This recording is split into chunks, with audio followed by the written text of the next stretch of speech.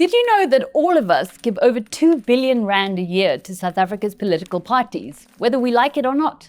I'm Rebecca Davis, senior journalist for Daily Maverick. A new report by My Vote Counts shows that in the last financial year, taxpayers poured more than 2.1 billion rand into political parties through the IEC, Parliament, and provincial legislatures. That's your money. Here are 9 takeaways from the report.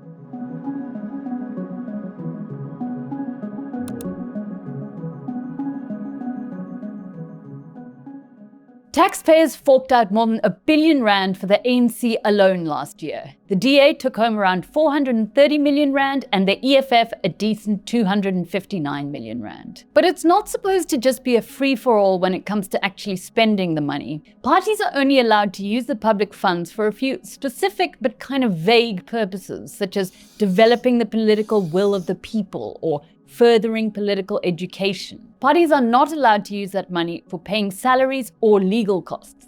But as we'll see, it's not really clear what they spend the money on. Money was rolling in during the last financial year.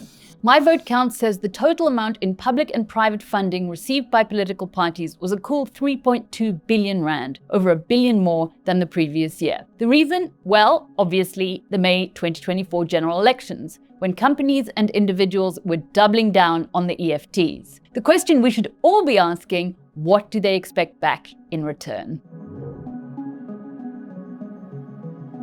The ANC and DA combined received more than 73% of all funding because they're the biggest parties. But here's the kicker. It risks becoming a self-perpetuating system because the more money they receive, the harder it becomes for others to compete in the political system. The EFF is coining it from membership fees, according to My Vote Counts, to the tune of almost 45 million rand over the past year, more than the ANC made from its members. This while the EFF says it took in less than 3 million rand in private donations over the same period. Now, the critical word here is says, because essentially the IEC just has to trust that political parties are telling the truth about how much they're getting in donations. And speaking of, Jacob Zuma's MK party claims it got just 2.8 million rand in private donations before last year's elections. Maybe, but they did manage to run a seemingly pretty well-resourced election campaign. If you appreciate this work, support our journalism by becoming a Maverick Insider. You'll find the details in the caption below. My Vote Counts says that we only have information about the source of about 1/3 of the private funding that political parties get currently. And because President Cyril Ramaphosa just signed a new proclamation into law, we're going to know even less in the future, because the new regulation means that only donations above 200,000 rand have to be publicly disclosed. That is going to push a whole lot more political money back into the shadows. The ANC said that during this period, almost 80% of its private funding came from a category called other income.